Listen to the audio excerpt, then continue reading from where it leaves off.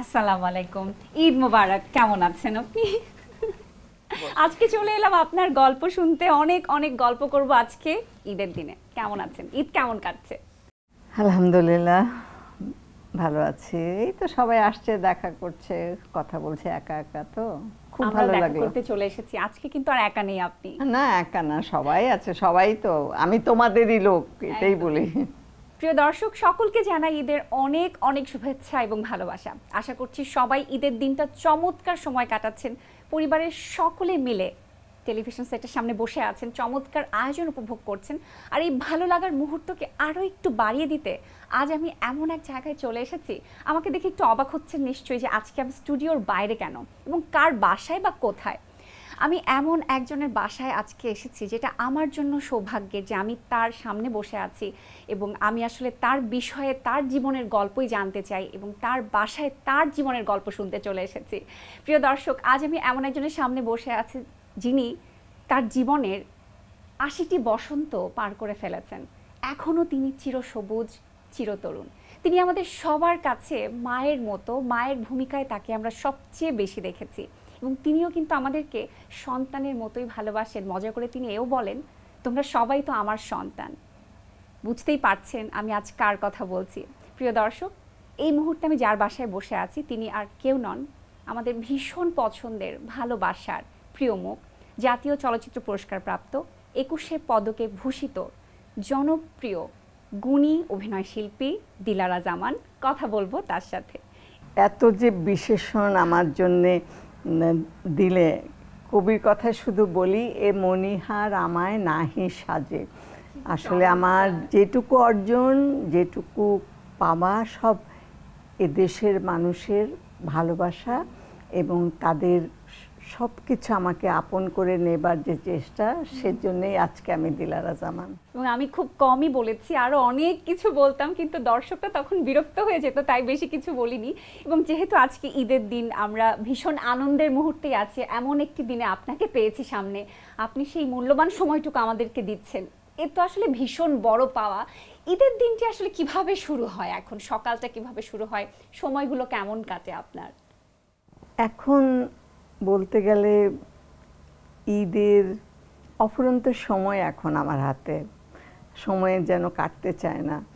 কিন্তু এমন একটা সময় ছিল যে কখন দিন হতো, কখন রাত হতো, মানে ঈদের আগের দিন পর্যন্ত হয়তো কাজ করেছি, শুটিং ছিল, রাত্রে 12টা 1টার সময় এসে পরের দিন আবার ঈদ, বাচ্চারা আছে, তাড়াতাড়ি করে ওই রাত্রেই হয়তো নাস্তা যা যা বানানোর, কারণ ওরা ছোট তখন, ওদের আবদারও অনেক বেশি, আর এত লোকজন এসছে। এখন জীবন এত কঠিন হয়ে গেছে, সময় মানুষকে এত, আমি বলবো, নিষ্ঠুরই করে দিচ্ছে দিন দিন, যান্ত্রিক তো হয়েই যাচ্ছে আমরা। ছোটবেলার কোন বিষয়টা এখন খুব বেশি মিস করেন আপনি? এখন মিস করি যে আমরা তো একটা জামা পেতাম, এখনকার মতো এতগুলো জামা কাপড় আর সবাই এত দিতও না তখন। তো আমাদের এই একটা জামাই আবার আরও মজা কাণ্ড, যে লুকিয়ে রাখতাম, যে আরেকজন যাতে কেউ না দেখে ফেলে। তা আমার ছোট বোন কালকে এক গল্প করছে, গুলশানারা, ও গান গায়, ও আমার 12 বছরের ছোট। তো ছোট, ওর অন্য ঘরে ছিল এই পাশে ওর ফ্রকটা, কিন্তু ওইটা এখন এই ঘরে এনে পরবে। আমাদের পাশে বাসায় ওরা ছাদের থেকে কাপড় টাপড় পরে দাঁড়িয়ে আছে, এখন ওর জামাটা আর আনতে পারছে না, ওরা দেখে ফেলবে, দেখে এরকম করে জিজ্ঞেস করছে। আমি আবার দেখাচ্ছি যে এরকম ফ্রকের নিচে দিয়ে নিয়ে এসে তুমি দৌড় দাও, এই ঘরে এসে পড়ো। তো সেই আরেকবার হচ্ছে কি, ঈদের সময় আমার ছোট ভাই তাজিনের আব্বা আর কি, তাজিন আহমেদ যে মারা গেছে, ওর জুতা লুকিয়ে রেখেছে, আর অন্যরা কেউ, আমরা সব দেখে ফেলবো বা পাশের বাসা কেউ দেখে ফেলবে, এসে লুকিয়ে রেখেছে। আর ঈদের দিন সকালবেলায় আর তো খুঁজে পায় না, কোথায় রেখেছে মনে নাই। 2 দিন পরে ঘর ঝাড়ু দিতে গিয়ে আমাদের কাজের ছেলেটা দেখে যে আলমারির পিছনে ওই পাশে লুকিয়ে রেখেছে, ওখান থেকে আর মনে নাই। আর ইচ্ছের এই স্মৃতিগুলো যেন মণিমুক্তার মতনই জল করে, স্মৃতিকাতর হয়ে যায়, চোখে পানি চলে আসে, যে আপনজন যারা চারপাশে ছিল এখন তো কেউ কাছে নাই, সব চলে গেছে সময়ের। আমারও চলে যাওয়ার সময় হয়েছে, বাচ্চারাও কাছে নাই, ওরা দূরে থাকে, ওদেরকে খুব মিস করি আর কি। এবং সেই সময় কিন্তু আরো অনেক গল্প শুনবো আজকে, সেই প্রস্তুতি নিয়ে আমি এসেছি। তবে এই মুহূর্তে ছোট্ট একটা বিরতি নিচ্ছি, ফিরে এসে আবার বাকি গল্প করব। প্রিয় দর্শক, আপনারা দেখছেন চ্যানেল 9-এর ঈদের এই বিশেষ আয়োজন কিংবদন্তির কথা, এবং আপনাদের সাথে আছি আমি অর্চি রহমান। ফিরছি এক্ষুনি বিরতির পরে, কোথাও যাবেন না, সাথেই থাকবেন।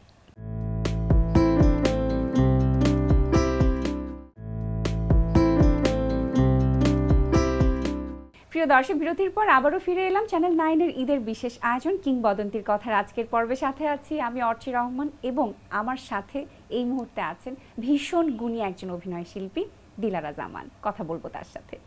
যেই গল্পে ছিলাম, এবং আপনি আপনার জন্মের ঠিক পরপরই তো আসানসোলে চলে যান, এবং তারপরে যখন আবার বাংলাদেশে ফেরত এলেন, যশোরে থাকতেন তখন, সেই সময়টার কি কি স্মৃতি আসলে মনে আছে আপনার, বা ঈদের কি কি স্মৃতি মনে আছে? তখন তো বেশ ছোট ছিলেন। ছোট আসলে 47 সনে তো আবার দেশ ভাগ হয়ে গেল, হিন্দুস্তান পাকিস্তান হলো। আসানসোল থেকে আমার আব্বা বদলি হয়ে আসলেন যশোরে। তো তখনকার ছোটবেলার কথা ভালোই মনে আছে। আমার বয়স তখন 6-7 আর কি এরকম।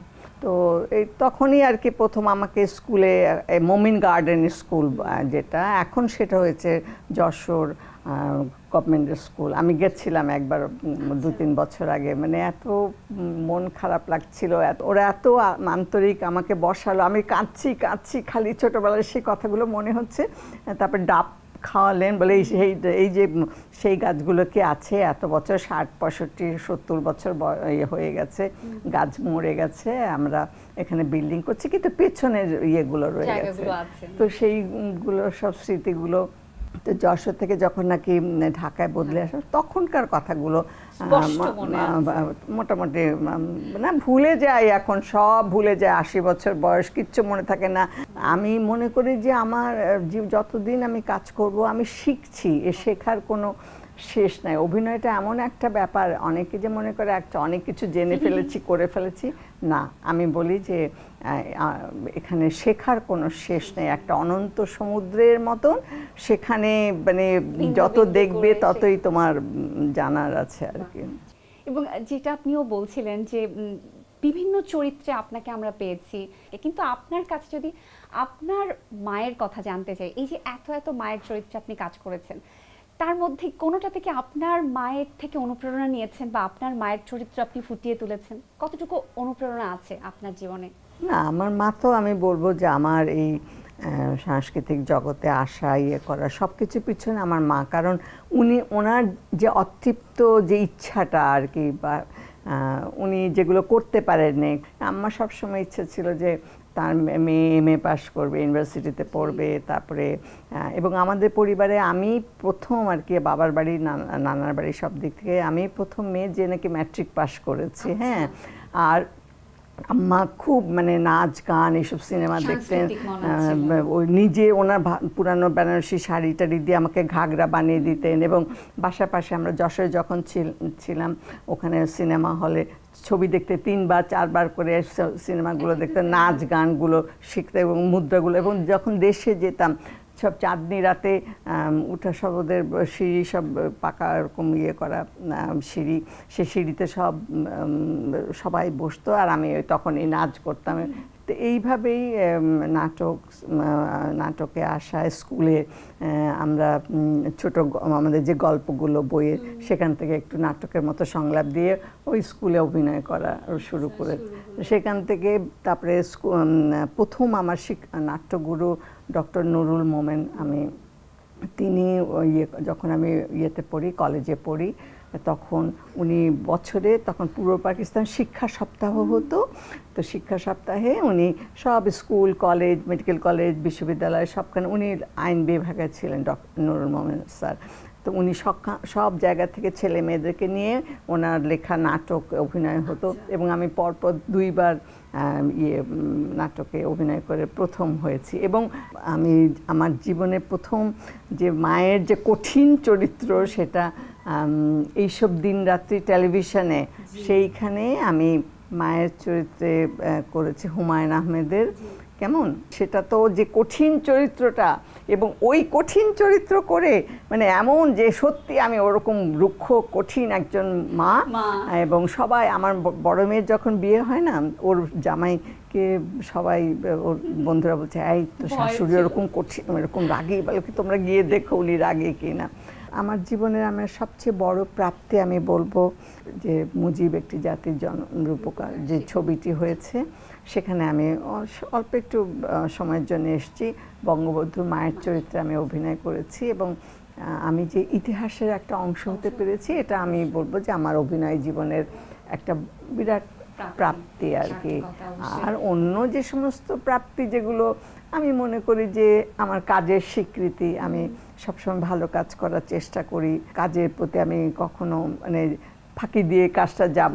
আসলে অভিনয় এমন একটা, আমি শর্টকাট পথের একটা বাজারে যেতে পারবো বা কোথাও গন্তব্যস্থানে গেলাম আর কি আঁকা বাঁকা পথ ধরে বা ইয়ে দিয়ে, কিন্তু অভিনয়ের যে চরিত্রটা করছি সেখানে আসলে শর্টকাট পথ কিছু নাই এবং জানারও শেষ নেই আর কি। এবং জানার সেই গল্পে গল্পে আবারও ফিরবো, একটা বিরতির সময় হয়ে গেছে, বিরতিটা নিয়ে আসছি।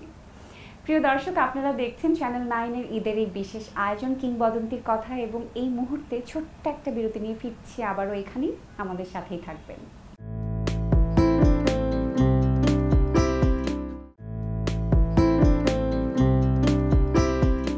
প্রিয় দর্শক, বিরতির পর আবারও ফিরে এলাম চ্যানেল 9-এর ঈদের এই বিশেষ আয়োজন কিংবদন্তির কথায়। সাথে আছি আমি অর্চি রহমান এবং আমার সাথে উপস্থিত আছেন গুণী অভিনয় শিল্পী দিলারা জামান। কথা বলবো তার সাথে।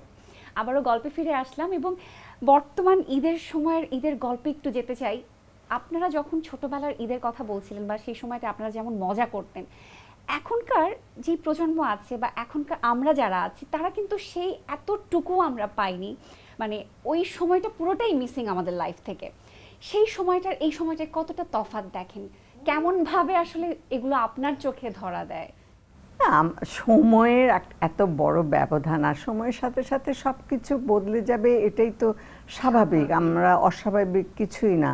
আর প্রযুক্তিও আমাদের জীবনকে অনেক বদলে দিয়েছে। কেমন আগে ঈদের আমাদের ছোটবেলার সময় যেমন সেমাই খেয়ে বিয়ে খেয়ে বাস এই নামাজ শেষ হয়ে যেত, অনেক সময় ছোটবেলায় নামাজেও নিয়ে যেতেন আব্বা। এখন ওই নামাজ শেষ হয়ে গেলে বাসায় এসে তারপরে একটু খেয়ে দৌড়ানো, সব পাড়া প্রতিবেশী সবার বাড়িতে সবাই যাবে, সালামি পাবে, সালাম করবে। এখন তো তা না, এখন একদম অন্যরকম। বাসায় এসে হয় বাড়িতে আপনজনরা যা যা পছন্দ করে সেরকম খাবার তৈরি হয়, ইয়ে হয়। এবং আমি মনে করি যে ওই বিশ্রামে থাকতে চায়, যে সবার সঙ্গে আত্মীয় স্বজনের সঙ্গে যে দেখা করাটা একটা মানে কর্তব্য, এবং এটা একটা কালচারের মধ্যে তখন ছিল, সেটা এখন অত নেই। হ্যাঁ যায়, হয়তো ঈদের দিনই যায় না, হয়তো তারপরে যায়, কিন্তু এটা যে একদম যেতেই হবে ওইভাবে কেউ এখন আর আমার মনে হয় যে ওরকম নেয় না।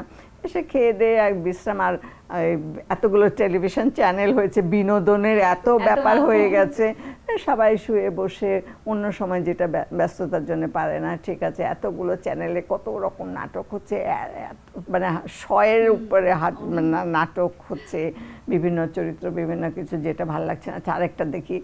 এই যে একটা মানে ব্যস্ততা একদম, এটার মধ্যে মানুষ নিজেকে নিয়ে গেছে আর কি।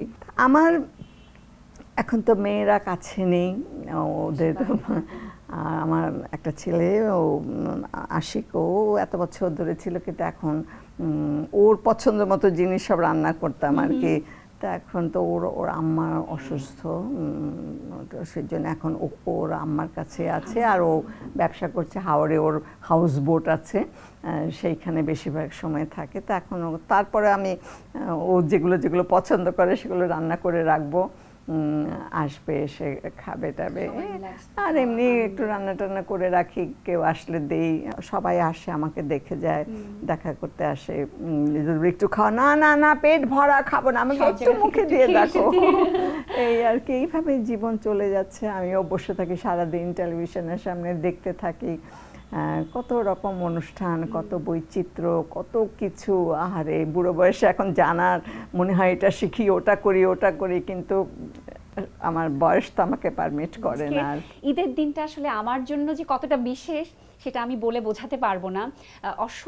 অসংখ্য ধন্যবাদ আপনাকে আমাদেরকে সময় দেওয়ার জন্য। এবং দর্শকদের উদ্দেশ্যে যদি কিছু বলার থাকে আজকে ঈদের দিন, নিশ্চয়ই তারা আপনাকে বসে দেখছেন।